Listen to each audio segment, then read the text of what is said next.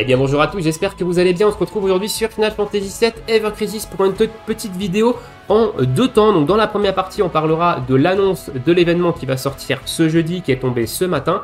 Et dans la deuxième partie, on parlera du ranking. Je vous montrerai l'équipe avec laquelle j'ai fait mon plus haut score. On ira faire un petit combat également pour que je vous montre un peu comment je manage le combat pour essayer de faire un maximum de scores ainsi que les bonus-malus que je mets dans le tableau. Donc je vous mettrai les timecodes en description. Écoutez, sur ce, let's go, direction les notices. On va parler de l'événement qui a été annoncé ce matin, c'est le prochain Critical Rate, Blitz Rate, coming soon, donc qui arrive ce jeudi à partir de 4h du mat. Et dans cet événement, il faudra farmer encore des tickets de bronze et des tickets d'argent, mais on nous dit qu'on aura une Daily Quest dessus, et c'était pas le cas de souvenir dans les précédents. Je crois qu'on avait une Daily Quest sur les tickets d'or, donc ce qui arrive en général en deuxième partie de ce type d'événement, mais pas sur les bronzes et les argents, donc ça, je trouve que c'est un bon ajout. Alors, au niveau du Blitz Ride, il ressemble quand même énormément au Motor Ball. C'est un Motor Ball avec un swap color, mais au niveau des faiblesses, on sait que le Motor Ball, c'est de la foudre. Ici, j'aurais tendance à dire également que c'est de la faiblesse foudre, au vu des bannières qu'il y a actuellement. On parle de bannières crossover avec Zack Foudre, avec Tifa Foudre, mais ça peut très bien être une autre faiblesse pour remettre au goût du jour des armes qui sont sorties il y a quelques temps maintenant. Donc ça, on le verra jeudi parce qu'il ne donne aucune information sur la faiblesse. Néanmoins, si le Blitz Rate est un mob que vous avez rencontré dans d'autres jeux de la licence Final Fantasy VII, dites-moi dans l'espace commentaire si on a une potentielle indication sur ce qui pourrait être, du moins, la faiblesse.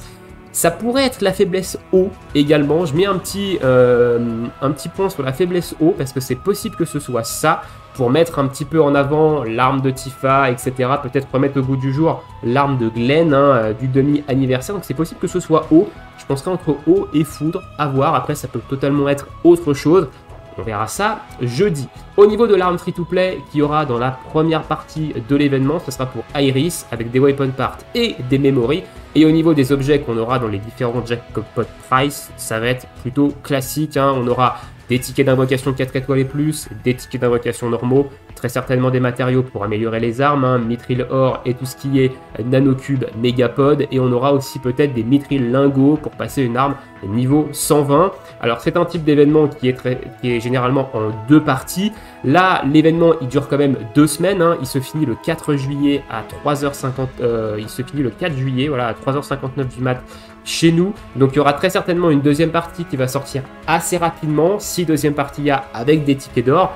Et jusqu'à là, il y en a toujours eu pour les Critical Rate, avec l'arrivée notamment des fameux niveaux Crash Battle. Et j'espère qu'ils ont revu un petit peu la difficulté de ces Crash Battle, un peu à la baisse par rapport au dernier Crash Battle qui était extrêmement compliqué, voire même impossible si vous n'invoquez pas sur la bannière de Sephiroth et de Red 13, et qu'en plus de ça, vous n'avez pas certains doublons sur ces différentes armes, ce que je trouvais un petit peu dommage. Voilà, donc j'espère qu'il y a une petite amélioration sur la difficulté de ces Crash Battle, mais ça, on verra en temps et en heure. Donc voilà un petit peu sur ce qui va arriver ce jeudi. Donc déjà, un nouveau Crash Battle, un nouveau Critical Rate, pardon.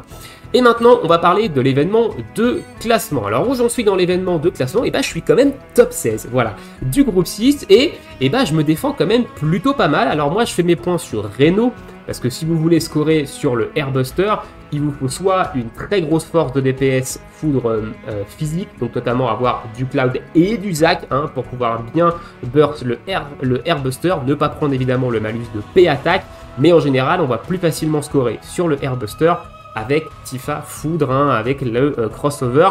Donc moi je suis sur Reno parce qu'il faut taper glace principalement physique, on peut taper glace physique, et j'ai une très bonne opti en termes de glace physique qui est bien au-dessus évidemment de ma foudre magique. Au niveau de l'équipe, on est parti comme ça. Alors les différents rôles, on va avoir Cloud qui va être le DPS glace physique principal, il est surboosté aux hormones. Je crois que je peux pas faire mieux en termes d'opti sur le perso. Alors peut-être la secondaire que je peux changer, mais globalement on est quand même sur un beau bébé. Le costume du demi-anniversaire, l'arme du demi-anniversaire au B6, la Buster Sword qui va passer au B10 le mois prochain. D'ailleurs, toutes ces matérias, elles sont des matérias pour les statistiques, notamment Shiva en invocation. Au niveau des habilités, On n'est pas niveau 7 de P attaque, il me manque un petit peu quand même de P attaque pour passer niveau 7. On a un boost de Ice Pods qui est de niveau 7, donc 85% de dégâts de glace supplémentaires. On a quand même un petit boost de potentiel physique de niveau 4, 45% de dégâts physiques supplémentaires quand j'aurai ma jauge de posture au maximum. Et au niveau des subs, on a les gants glace physiques de Tifa, la balle d'Eagle de Lucia, physique de glace également, hein, qui donne énormément de P attaque. Et on a le petit Enemy Launcher qui est ici, bientôt au B10 d'ailleurs, hein, je pense qu'il ne doit pas me manquer beaucoup de Weapon Part. Donc Cloud, il a quand même, voilà, il a 6140 d'attaque, il met quand même des petites giflettes. Donc c'est le principal DPS. Zac, c'est le sub DPS des buffers. Alors il va principalement être là pour réduire la défense physique et réduire la résistance à la glace. Donc avec son arme ici que j'ai eu la chance d'avoir dans ma Sainte multi, qui va réduire la résistance à la glace de -2 s'il a 50% ou plus de ses PV. Dans le combat, vous allez voir qu'il a tout le temps 50% et plus de ses PV. Et on a un potentiel max de height, donc on va principalement taper avec ça, parce que ça fait également des dégâts de glace, donc ça va être son sort de DPS principal, et il va réduire la résistance à la glace en permanence. Et il a également son autre arme, qui est la Cutlass, une arme que j'ai avec beaucoup de doublons, que j'ai jamais mis en wishlist, mais que j'ai pas mal droppé, et qui me sert quand même plutôt bien dans ce fight, parce qu'elle baisse la défense physique de -3 directement. Voilà, donc j'ai une baisse de défense physique avec Zac ici de -3 direct, et c'est quand même plutôt pas mal, hein, honnêtement.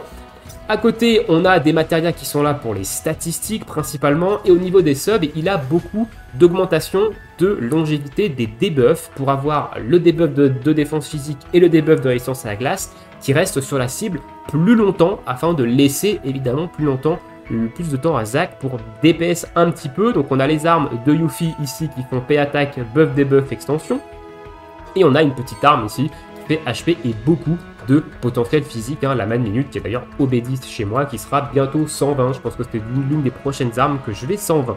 Donc au niveau des habilités, niveau 7 de P attaque, on a un petit peu évidemment de boost de potentiel de glace, on a un niveau 5 de boost de potentiel physique, et on a un niveau 4 de buff debuff extension, donc 120% de plus, donc ça c'est plutôt cool. Costume pour le potentiel physique et sa limite de base. Et Matt qui est un petit peu le support ici, qui va venir buffer la défense physique, comme ça on va prendre encore moins de dégâts sur l'équipe, parce que Reno tape principalement physique.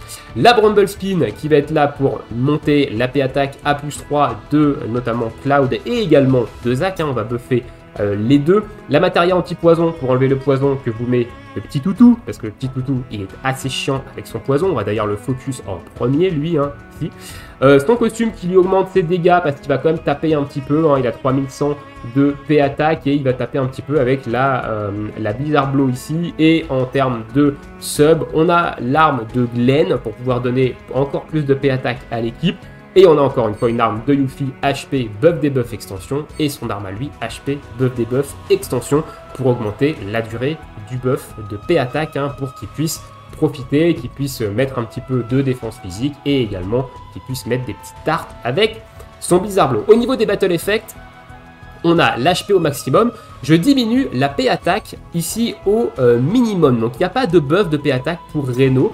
Pourquoi je ne mets pas de buff de P attaque et que je mets le buff de PDF MDF au maximum? Parce que en fait vous avez un gain de points par rapport aux dégâts que vous subissez. Plus vous subissez de dégâts, moins vous avez de gains de points dans cette catégorie. Et quelqu'un m'a fait remarquer cette chose de très intéressant. Donc merci à Ayabusa si tu passes ici, merci à toi pour ta petite astuce. C'est beaucoup plus intéressant de baisser, de ne pas mettre de P attaque sur Reno, il va vous faire quasiment aucun dégât, et d'augmenter évidemment la PDF MDF. Vous allez gagner en points du fait que vous n'allez prendre quasiment aucun dégât. En plus de ça, avec le buff de PDF de Matt, le Reno il va faire quasiment que dalle, hein, voilà. Donc, et derrière on est au maximum des buffs, sauf le sigil où également je l'ai mise à -1, donc encore merci à Ayabusa pour sa strat, qui va nous permettre de break le boss d'entrée de jeu. Si vous mettez le sigil au maximum, hein, ici, vous allez gagner 50% de bonus de score, mais vous n'allez pas pouvoir le break direct. Donc il va vous caler la pyramide d'entrée de combat et vous n'allez pas pouvoir le break.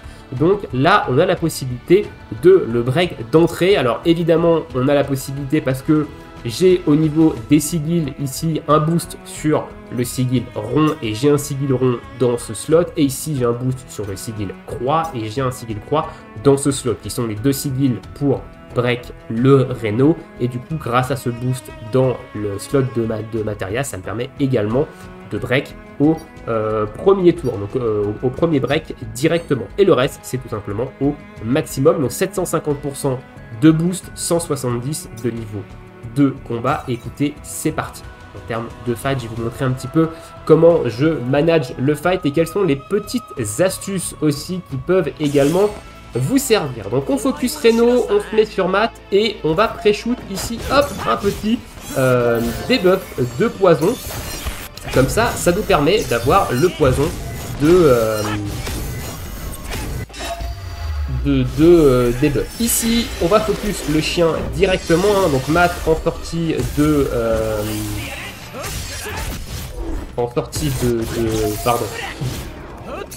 stun, il a petit buff sur Cloud de défense physique et on va buffer ici notre petit Zac. On va passer en posture def quand même pour réduire un petit peu les dégâts de ces deux. Voilà, écoutez, il tape rien, hein. Il tape vraiment rien, hein.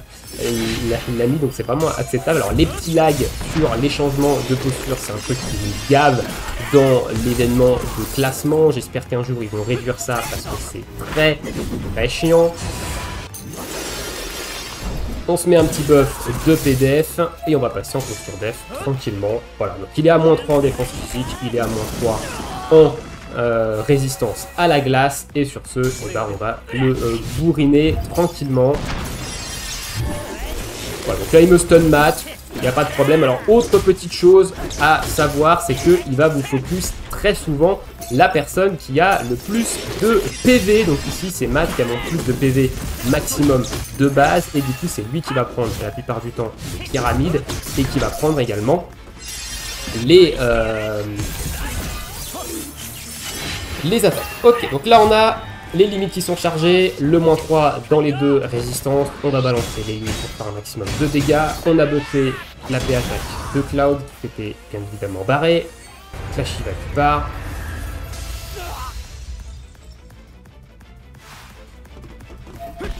Hop, et on va continuer à bourriner notre petit Reno tranquillement. On va se remettre le buff de PDF ici. Voilà, il va faire un petit flash strike. Donc on va attendre tranquillement. Hop, on va passer en posture def.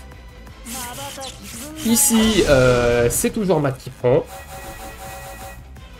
Ah, ces petits lags sur les changements de posture, c'est quelque chose qui me fatigue de fou. On va rebuffer notre ami Zac.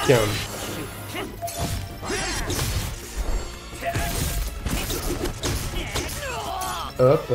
Allez, on va commencer à taper aussi.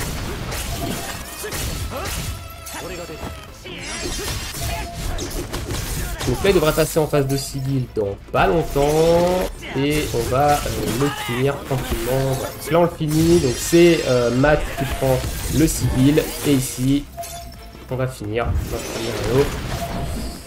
Voilà.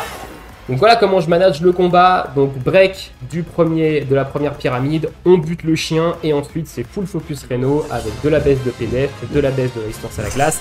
Est-ce que j'ai fait mieux que mon score de base? Non, voilà, j'ai fait 839k hein, en score maximum. Donc là j'ai fait 820 000 et c'est globalement voilà, la strat qui me permet de scorer le plus ici sur cet événement de classement. Donc encore merci à Hayabusa qui m'a partagé sa stratégie hein, de baisser la P attaque et le sigil pour pouvoir break et prendre moins de dégâts et gagner en points par rapport aux dégâts pris. Et sur ce, eh bien écoutez, on a fait le tour de ce que je voulais vous dire dans cette petite vidéo. Dites-moi dans l'espace commentaire si cette stratégie vous aura aidé. Et écoutez, sur ce, eh ben, on se retrouve jeudi pour les news et les détails du Critical Sweat. Je vous souhaite à tous une très bonne journée, une très bonne soirée, bon jeu et à bientôt.